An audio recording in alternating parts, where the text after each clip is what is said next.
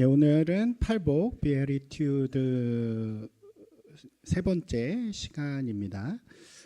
우리가 지난 2시간 동안은 이 말씀을 잘 이해하기 위한 사전 작업, 그러니까 배경이죠. 서론적인 부분을 함께 나누었습니다. 기억해 보시면 첫 번째 시간에는 제자란 무엇인가에 대한 이야기를 나누었습니다. 제자란 뭐라 그랬죠? 스승의 길을 따르는 것, 스승의 길을 이어가는 것이 제자이고, 또 그렇기 때문에 예수님께서 이 땅 가운데 공생의 사역을 시작하시면서 제자들을 가장 먼저 부르시고 그들에게 예수님의 길, 예수님이 가시는 그 길과 가치와 뜻을 알려주시게 되었다라는 말씀을 드렸습니다. 두 번째, 지난 시간에는 복이라는 개념을 우리가 잠시 말씀을 드렸죠. 그래서 이 성경에 나와 있는 복은 우리가 말하는 복과는 다르고, 또 이것이 가지는 의미는 바라크라는 말과 아쉬르라는 말에 들어있다라는 이야기를 했습니다. 그래서 바라크는 뭐였죠? 기억하시나요? 무릎을 꿇다. 그러니까 우리가 무릎을 꿇을 대상이 우리에게 생겨났다는 것이 바로 성경이 이야기하는 바라크, 복이라고 말씀을 드렸고요. 그다음 아쉐르는 곧게 가다. 그래서 곧게, 그 길을 곧게 가는 것 자체가 복이라고 성경은 이야기하고 있다고 말씀을 드렸습니다. 그래서 우리는 하나님의 자녀로서 부름받은 복과 또 이 땅 가운데서 세상과 구별되어서 하나님의 자녀로서의 모습을 가지고 살아가는 복된 사람들이다 라고 이야기할 수 있겠죠. 그래서 여러분들은 복을, 행복을 서로 뭐 이렇게 받는 게 아니라, 우리가 이렇게 얘기하잖아요. 복 받으세요 이렇게 이야기하죠. 그게 맞는 표현이 아니라 우리 신앙적인 표현은 뭘까요? 우리 이렇게 바꾸면 복을 받으세요가 아니라 복되게 사세요가 맞는 말이죠. 이미 우리는 복을 받은 사람들이고 우리의 삶의 길이 복이기 때문에 그냥 복되게 살아가면 되는 것입니다. 그 길을 알려주는 것이 바로 예수님께서 이 산상수훈이라는 말씀을 통해서 전해주시는 이야기라고 할 수 있겠죠. 이 두 가지를 우리가 잘 이해해야, 그러니까 우리는 제자로 부름을 받았다, 그 다음에 복이라는 것의 의미를 잘 이해해야 이 팔복을 우리가 잘 이해할 수 있어요. 왜냐하면 이것은 복 받는 비결이 아니거든요. 이렇게 하면 복을 받습니다 이런 비결이 절대 아닙니다. 그리고 복의 내용도 아닙니다. 그럼 뭐냐? 이 굉장히 중요한 것인데 한번 생각해 보세요. 예수님이 가장 제자들을 부르시고 가장 먼저 가르쳐 주시는 것이 이게 참 복된 길이다라고 하면서 무엇을 가르쳐 주실까요? 이게 뭐냐면 내가 가는 길이에요. 예수님께서 살아가실 길, 그리고 이게 쓰여진 시점으로 보면 이미 살아내신 길이죠. 그러니까 예수님이 가신 길을 여기다 담아놓은 거예요. 예수님이 어떤 길을 가셨습니까? 가난한 마음으로 사신 거예요. 예수님 어떤 길을 가셨어요? 슬픈 마음으로 사신 거예요. 예수님 온유한 마음으로 사시고요, 의를 대하여 굶주린 마음으로, 또 화평케 하는 마음으로, 청결한 마음으로.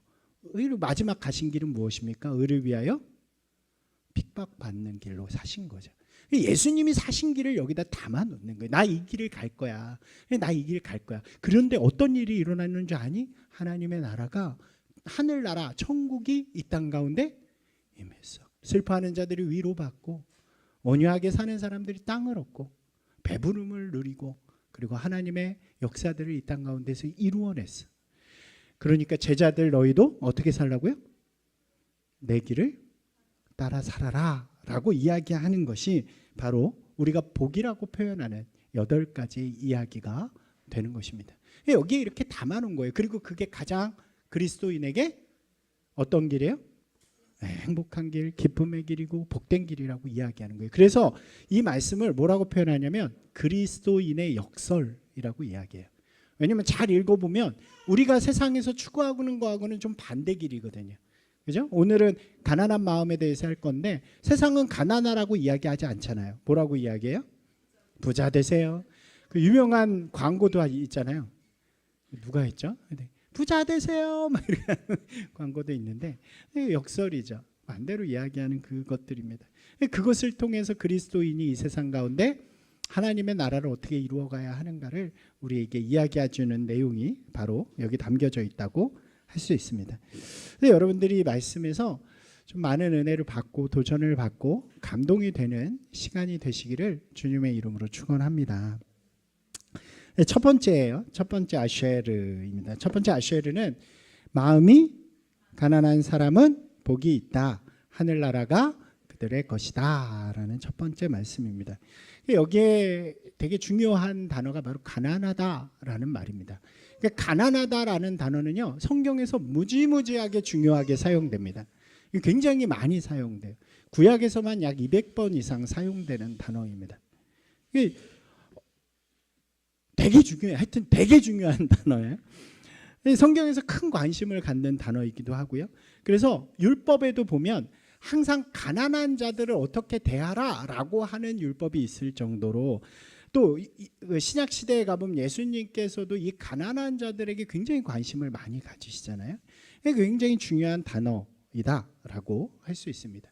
우리가 가난하다라는 단어의 의미를 좀 먼저 이해해 보면 좋을 것 같습니다. 여러분, 우리의 기준, 지금 현대를 살아가는 우리들에게 가난하다는 어떤 의미일까요? 돈이 별로 없죠. 근데 뭐 그건 상대적인 개념이잖아요.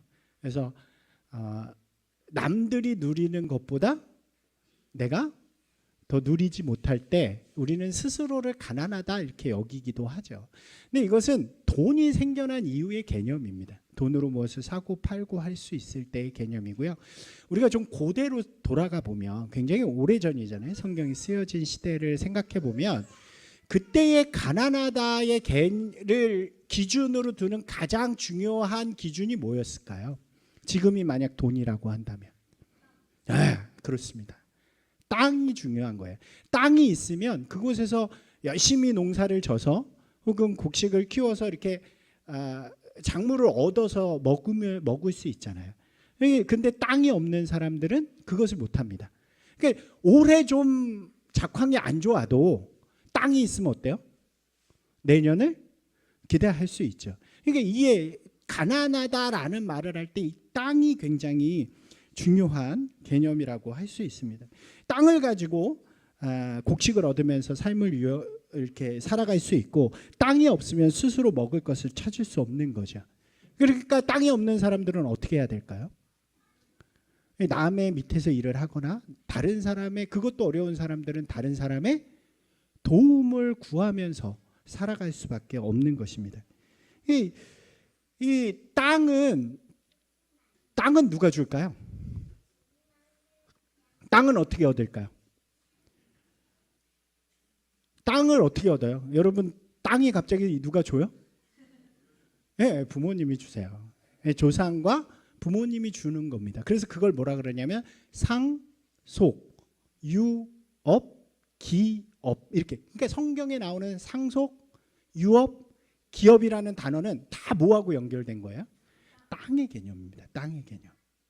그러니까 이스라엘의 율법 속에서 보면요, 이스라엘이 가나안 땅, 약속의 땅을 정복한 다음에 그 땅을 제비뽑기해서 다 나눠 가져요. 지파별로는 이제 땅을 자기네들이 얻어냅니다. 그래서 그 다음에 얻어낸 땅을 각 가문별로, 지파에 여러 가족이 있을 거 아니에요.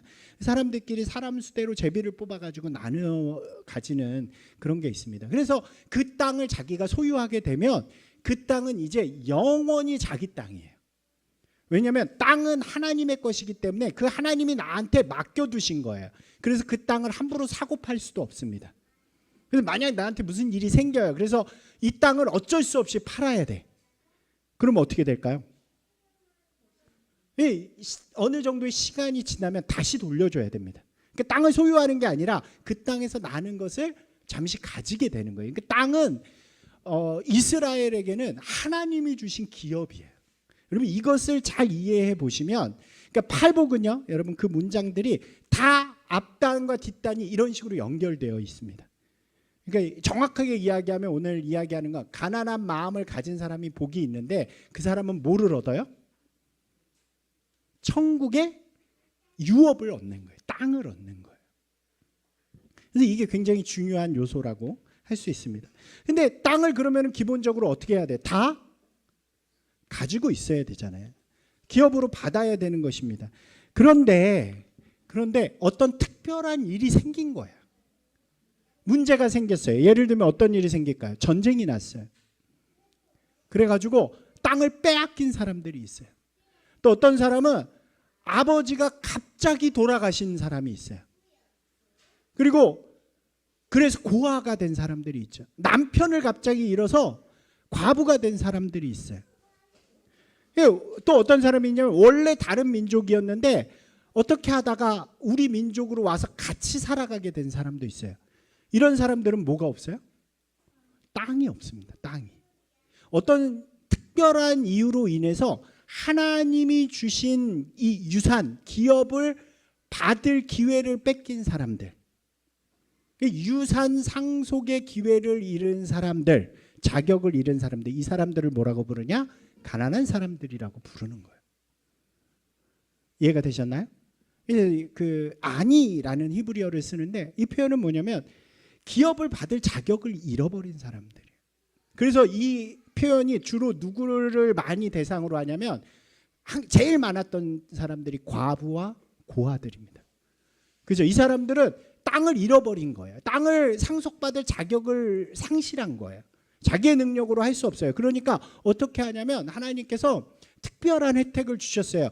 그래서 추수를 할 때에 떨어진 것, 그러니까 이렇게 쌀 보셨어요? 쌀나무? 이렇게 보면은 여기 달려 있잖아요. 근데 이렇게 하다 보면 그 알이 어떻게 돼요? 떨어지기도 하겠죠. 그러면은 이 주인은 절대로 떨어진 것은 거두면 안 돼요. 요것만. 왜냐하면 이 떨어진 건 누구의 몫이니까? 아니, 가난한 자들을 위한 몫이니까. 이런 식으로 항상 가난한 자들을 이렇게 바라보고 그들을 구제하는 방법들이 율법에는 존재합니다. 그러니까 하나님의 관심은 항상 어디에 있냐면 이 안이 가난한 사람들한테 있다는 거예요. 하나님께서는 이들을 향해서 항상 관심을 두시고요. 이 사람들은 자신의 가난함, 그러니까 자신이 할 수 없는 그 자리에서 항상 간절한 마음으로 호소하는 사람들이 되는 거예요. 나의 어려움을 좀 돌보아 주세요. 나 자격이 없는데 제발 제가 자격을 갖게 해주세요. 이렇게 이야기하는 거예요. 이것을 가장 잘 보여주는 이야기 두 가지가 민수기에서 소개가 되는데 여러분한테 짧게 말씀을 드릴 거예요. 들어보셨을지 모르겠어요. 첫 번째 이야기는 슬로브핫의 딸들입니다. 성경에 별 얘기가 다 있어요. 처음 들어보시는 분들이 많이 있을 거예요. 그죠? 슬로브핫의 딸들 한번 해보시겠어요? 슬로브핫의 딸들. 예, 슬로브핫의 딸들이라는 건데 이게 뭐냐면 민수기의 마지막 부분에 등장하는 이야기입니다. 민수기 마지막 부분에 이 어떤 이야기가 나오냐면 26장에 40년째가 된 거예요. 마지막 이제 가나안 땅을 들어가기 전에 수를 셉니다. 백성들의 수를 왜 세냐면 두 가지 이유인데 하나는 전쟁에 필요한 사람들이 몇 명이나 되는가를 세는 게 있고요. 또 다른 하나는 이제 땅에 들어가서 뭐를 해야 되니까 네, 분배를 해야 되니까 그것을 위해서 수를 세는 거예요. 그래가지고 제비 뽑아가지고 우리가 땅을 다 가질 거다 이렇게 해가지고 다 나눕니다. 다 끝난 거예요. 그리고 너희들은 이제 여기서 이제 가나안 땅에 가서 정복해서 열심히 살면 된다라고 이야기를 해요. 근데 그게 다 끝났는데 갑자기 한 무리의 여인들이 모세를 찾아오는 거예요. 그게 누구예요? 슬로브핫의 딸들입니다. 4명의 딸이에요. 4명의 딸들이 모세를 찾아가요. 왜 찾아갔을까요? 한번 읽어보도록 하겠습니다. 호소를 하기 시작하는 거예요. 민수기 27장 3절 4절 시작. 우리 아버지가 광야에서 죽었으나 여호와를 거슬러 모인 고라의 무리에 들지 아니하고 자기 죄로 죽었고 아들이 없. 무슨 얘기예요? 슬로브핫이 어디에서 죽었다는 거예요? 광야에서 죽었어요. 근데 문제는 슬로브핫의 아들이 없어요. 딸들만 있는 거예요.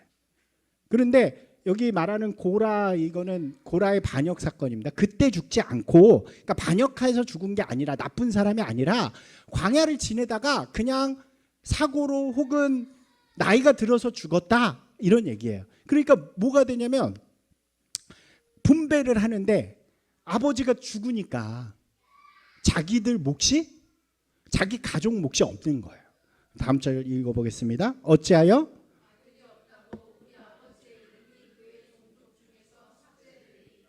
우리 아버지의 형제 중에서 우리 예. 그러니까 아버지가 죽었는데 아들이 없어요. 근데 여기 계신 여성분들한테는 좀 미안한 얘기지만 당시의 규율로 따지면 여성은 상속의 대상이 아니라 종속의 대상이었어요. 그래가지고 땅을 받을 자격이 없습니다. 그래서 보통 어떻게 하냐면 딸들을 시집을 보내는 거예요. 아버지가 책임지고 좋은 집에 시집을 보내서 거기서 잘 살도록 만드는 거예요. 그 다음에 자기 가문은 누구에게 이어요? 아들에게 이어주는 거예요. 그러니까 이제 가나안 땅에 살면 그렇게 하려고 그랬는데 갑자기 슬로브앗이 죽어버린 거예요. 딸 넷만 남았어요. 근데 이 유대의 이스라엘의 법상 딸들에게 아버지의 몫을 안 줘요. 그래서 이름이 그 종족 중에서 삭제될 지경에 이른 거예요.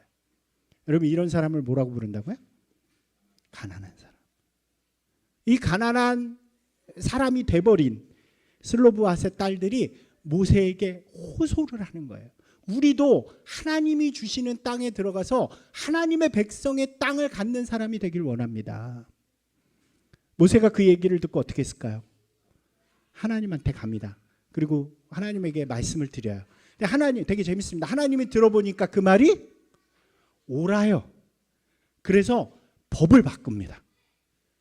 상속 순서에 누굴 넣냐면 딸을 집어넣어요. 별로 안 놀라시네요. 이게 대단한 일이에요. 그러니까 이 뭐가 되냐면 판례가 바뀐 거예요. 이 일로 인해서. 그래서 구약의 역사 속에서 이 슬로브앗의 딸들의 이야기는 굉장히 의미를 갖습니다. 그래서 왜 요즘에 여성 신학 하시는 분들 많잖아요. 제일 큰 주제를 삼는 게 이 말이기도 합니다. 근데 우린 그런 차원이 아니고 가난한 자의 호소 가운데 하나님이 그 호소를 외면하지 않으시고 들어주셨다는 거예요. 또 그 다음에 하나의 이야기는 뭐냐면 두 번째 유월절이라는 건데 이건 제가 한번 말씀드린 적이 있어요.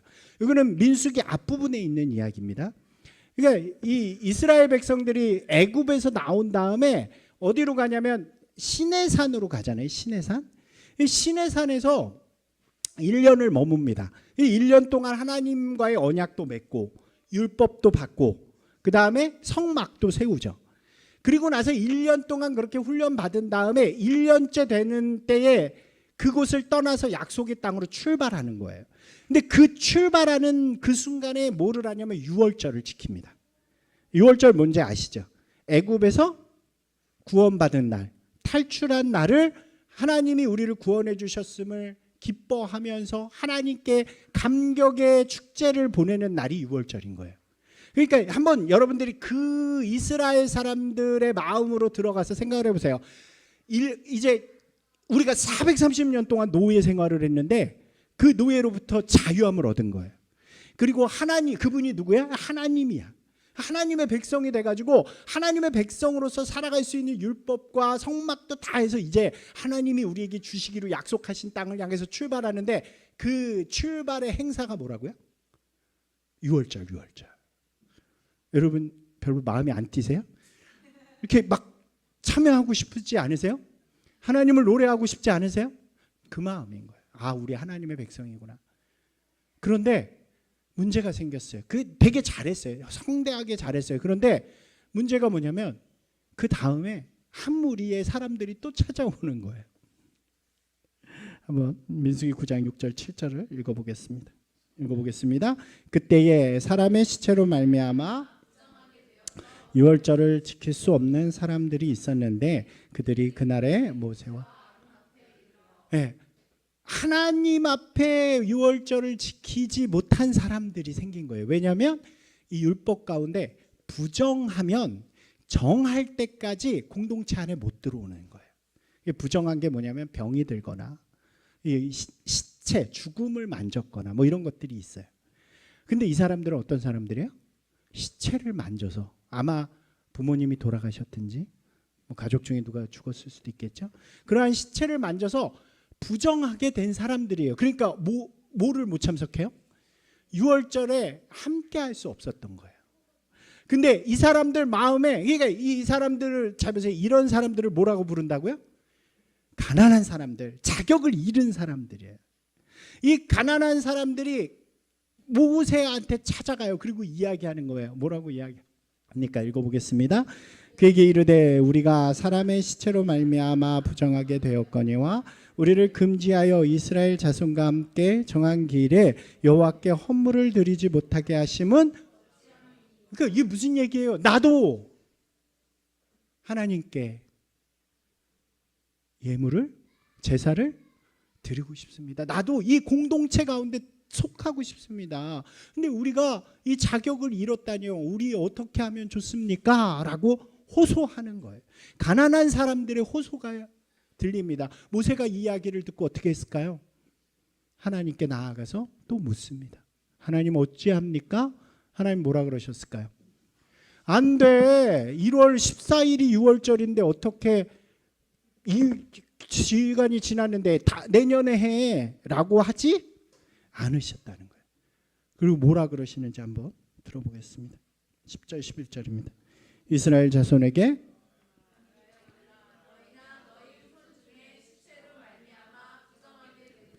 먼 여행 중에 있다 할지라도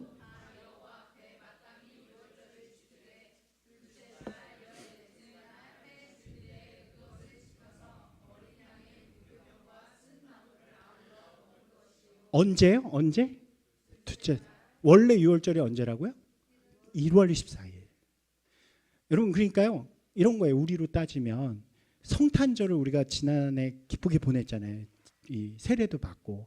그런데 아기가 아파서 세례를 받으려고 그랬다가 못 받은 분이 한 분 계세요. 그분이 그 다음날 저를 찾아와서 얘기한 거예요. 아니 어떻게 저도 세례 받고 싶은데 그 예수님 오신 크리스마스 때 하고 싶은데 어떻게 합니까? 그러니까 제가 하나님한테 여쭤더니 하나님이 뭐라 그러시냐면 그럼 1월 25일을 크리스마스로 해. 그래서 그 사람에게 세례를 줘. 이렇게 말씀하셨다는 거예요. 여러분 이게 놀라운 말씀인 거예요. 놀라운 말씀. 우리는 규칙과 규범이 더 먼저인 줄 알아요. 그러나 그 규칙과 규범에서 탈락한 사람들이 있어요. 그게 누구예요?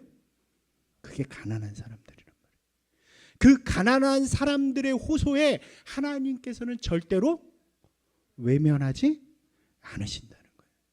그리고 그 호소 가운데 반드시 응답하신다는 거죠. 여러분 이 두 개의 이야기가요. 가난하다는 의미, 가난한 마음이라는 의미, 그리고 하나님께서 주시는 응답의 의미를 우리에게 정말 잘 보여주는 이야기예요. 무엇입니까? 가난하다는 것은 자격을 잃은 거예요. 보통 사람들이 할 수 있는 그 자격에서 탈락한 거예요. 땅을 얻을 수 없어요. 그리고 시체를 만져서 부정에 서서 6월절을 지킬 수 없어요. 애굽이라는 나라에서 430년 동안 종살이 하면서 소망을 잃은 사람들이 가난한 사람들, 나라를 잃고 바벨론의 포로로 잡혀간 사람들, 그 사람들이 가난한 사람들이에요. 예수님 시대에요. 그 유대 공동체, 신앙 공동체라고 하는 자리에서 자격 없다고 외면받은 사람들이 너무 많았어요. 누가 그랬습니까? 사마리아 여인이 그랬어요. 가늠한 여인이 그랬어요. 38년 동안 병자되었던 사람이 그랬어요. 나병 환자들, 문둥병이라고 옛날에 그랬죠. 그 나병 환자들이 그랬어요. 태어날 때부터 눈이 먼 사람이 그랬어요. 과부와 고아가 그랬어요. 하나님의 나라라고 이야기하지만 그 공동체 속에서 멸시와 차별과 천대를 받던 이들이 있었단 말이에요. 그 사람들이 뭐라고요? 가난한 사람들. 여러분 그런데요, 그 가난한 사람들이 하나님의 은혜를 구하기 시작하는 거예요. 그게 뭐예요? 그게 가난한 마음이에요. 마음이 가난한 사람. 하나님, 제가 이 하나님의 나라에 들고 싶은데, 이 하나님의 나라의 자격을 얻고 싶은데, 이 하나님의 나라의 유업을 얻고 싶은데 저에게 자격이 없다 그래요. 저를 불쌍히 여겨주세요. 저를 돌보아 주세요. 저를 도와주세요. 라고 하는 그 간절한 호소가 뭐라고요? 가난한 마음이에요. 하나님은 그 마음에 어떻게 해요? 절대로 외면하지 않으시는 거예요. 그리고 그들을 통해서 하나님의 나라를 이루도록 하신다는 것이 바로 마음이 가난한 사람이 복이 있다. 여러분 그렇기 때문에요, 우리가 믿는 이 신앙은요 가난한 자들의 복음이에요. 하나님 어떤 분이십니까? 가난한 자들의 호소에 응답하시는 하나님이에요. 여러분, 우리 신앙을 오해하시면 안 돼요. 우리는요, 부유한 신앙이 아니에요. 부자 신앙이 아니에요. 행복하고 막 그 세상에 어떤 것을 주는 신앙이 아니에요. 우리의 신앙은 가난한 신앙이에요. 우리가 가난하게 주님 앞에 나아갈 때 하나님께서 우리에게 하나님의 나라를 열어주시는 거예요. 여러분, 부자가 가난하다의 반대가 부자잖아요. 이 부자는 어떤 의미일까요? 그럼 부자는 그러니까 지금으로 돈 많다 이런 의미가 아니에요. 가난한 사람은 자격이 없다라고 스스로를 생각하는 사람이에요. 그래서 자격을 간절히 구하는 사람이라면 반대로 부자는 뭐겠어요? 내가 자격을 가졌으니까 어떤 도움도 필요 없는 사람이 부자예요. 여러분, 누가복음 오늘 읽은 말씀에 보면요, 이게 누가복음은 가난한 자들의 복음이에요. 이 되게 이 구성을 잘 해놨는데 우리가 잘 아는, 굉장히 잘 아는 말씀이 하나 있죠. 그게 뭐냐면 부자가 하늘나라에 들어가는 것이, 여러분 이걸 잘 이해를 못해요 우리가. 그리고 이렇게 부자가 하면은 진짜 어렵나 뭐 이렇게 그 얘기가 아니고요. 오늘 그 말씀이 어디 나오냐면 우리가 읽은 누가복음 18장에 나오는 이야기예요. 부자한 것과 가난한 것을 계속 비교합니다. 그러니까 예를 들면 어떤 비교가 나오냐면 바리새인의 기도와 세리의 기도가 나와요. 바리새인 어떻게 기도해요? 사람들 앞에서 두 손을 들고, 저는 이만한 사람입니다. 제가 뭐 금식도 얼만큼 하고 뭐도 얼만큼 하고 막 이렇게 기도하죠. 세리는 저기 쭈구리 앉아서 뭐라고 기도하는지 아세요? 나는 죄인입니다. 예수님께서 뭐라 그러시냐면 하늘나라에 간 사람은 저 사람이다 이렇게 이야기를 해요. 그 다음에 나오는 얘기예요. 그 다음에 한 청년 부자 관원이 예수님을 찾아옵니다. 그리고 예수님에게 이렇게 질문을 해요. 한번 읽어볼까요? 선생님, 여러분 이 질문이 어떤 의도일까요? 이 다음 이야기가 뭐냐면 예수님이 되게 의아해하시면서 율법에 써 있지 않냐, 마음을 다하고 뜻을 다해서 하나님 사랑하고 예수 사랑하면 되는 거 아니냐, 뭐 이렇게 십계명에 있는 것들을 쭉 읊어주십니다. 그러니까 이 청년이 뭐라 그래요? 저 그런 거 다 잘합니다. 저 그 정도입니다. 그러니까 이 사람은요, 이 시대 이 사회 속에서 정말로 종교적으로 사회적으로 또 재정적으로 성공한 사람인 거예요. 다른 사람의 모든 부러움을 받는 사람이에요. 그런 사람이 당시 이제 막 뜬 랍비 예수님을 찾아와서 이 질문을 했어요. 제가 어떻게 하면 영생을 받을 수 있겠습니까? 여러분 의도가 뭘까요? 그래, 너 정도면 충분해 라고 이야기를 듣는 거예요. 사람들이 많은 곳에서 이야기하는 거예요. 어떻게 하면 영생 받아요? 그렇게 저 그거 다 지키는데요. 제가 그거 다 지켜가지고요, 하나님이 주신 물질의 축복도 받았고요, 자녀의 축복도 받았고요, 또 뭐도 받을까요? 뭐 다 받아요. 건강도 받고 다 받았어요. 그럼 제가 영생을 누릴 자격이 있나요? 그러면 사람들이 아마 이 사람은 굉장히 부러움을 받을 수 있는 사람인 거예요. 예수님께서 그에게 이렇게 말씀하시는 거예요. 읽어보겠습니다. 예수께서 이 말을 드시고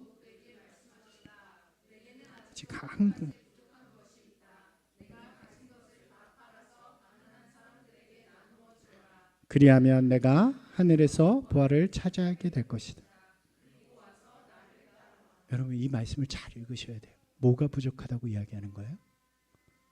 가난한 마음이에요.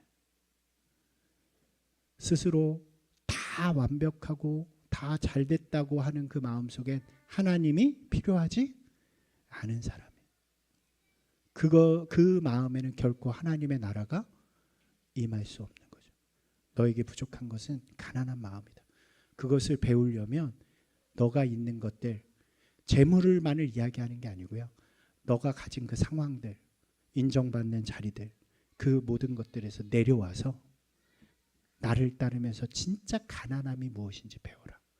그리고 나서 그 가난함을 가지고 하나님께 나아가라. 이 사람이요 어떻게 해요? 근심하여 그리고 떠났다. 다른 곳에는 떠나버려요. 그때 예수님께서 말씀하시는 거예요. 뭐라고 말씀하십니까? 부자가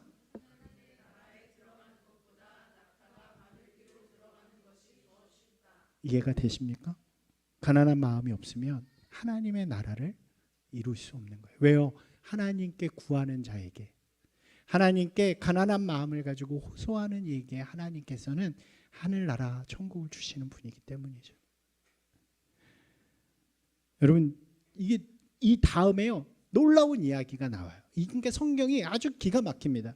두 가지의 기적이 나오는, 그 두 가지의 이야기가 나오는데 어떤 이야기가 나오냐면, 먼저는 눈먼 자의 이야기가 나와요. 예수님께서 길을 가시는데 한 눈먼 자가 저기 멀리서 외치는 소리가 들리는 거예요. 이 사람은 누구냐면 눈이 멀어서 날마다 구걸하는 사람이에요. 이 사람이 뭐라 그러는지 한번 읽어볼까요? 그러자 그는 소리를 질렀다. 다윗의 자손 예수여 나를 불쌍히. 사람들이 시끄러우니까 막 말려요. 그러니까 다시 한번 앞에 서서 가던 사람들이 조용히 하라고 그러고,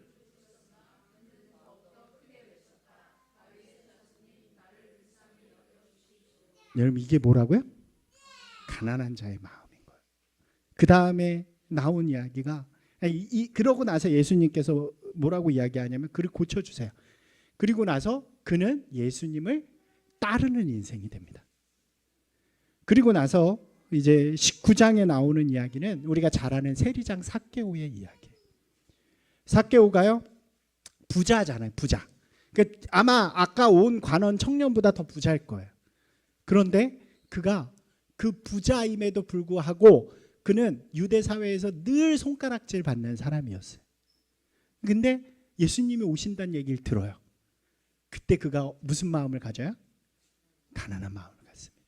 그리고 예수님을 따라가서 잘 안 보이니까 어디에 올라가요? 뽕나무 위에 올라가서 예수님을 맞이합니다. 예수님이 그 마음을 보시고 그의 집에 들어가세요. 그리고 같이 먹고 마셔요. 그때 세리인 삭개오가 자기의 죄를 고백하며 내가 다 갚고 재산을 나누어 주겠습니다 라고 했을 때 예수님께서 하신 말씀이에요. 같이 읽어보겠습니다.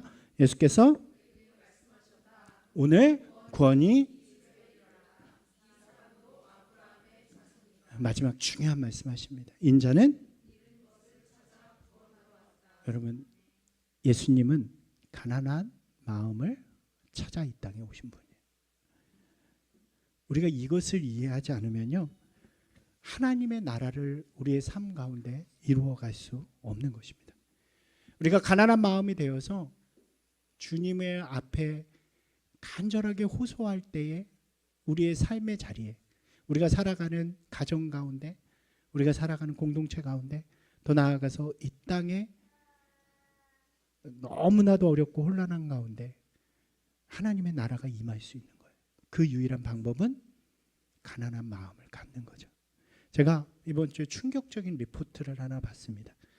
종교 신뢰도 조사였는데 그렇다는 소문은 들었었는데 이제 두 개의 리포트를 봤는데 하나는 알고 있던 거예요. 기독교 신뢰도가 몇 %인지 아세요? 종교인들 중에, 큰 종교 빅5 중에 몇 등? 꼴찌. 근데 15%래요. 그게 너무 놀랐는데, 그래서 인터넷을 찾아봤는데 더 충격적인 리포트가 있었습니다. 7.8%짜리가 있었어요. 교회 다니는 사람들이 그거보다 많을 텐데, 교회 다니는 사람들조차도 교회에 대한 신뢰도가 없다는 거죠. 여러분 이렇게 된 이유가 뭘까요? 신앙이 변했을까요? 예수님이 달라졌을까요? 말씀이 변했나요? 그렇지 않죠.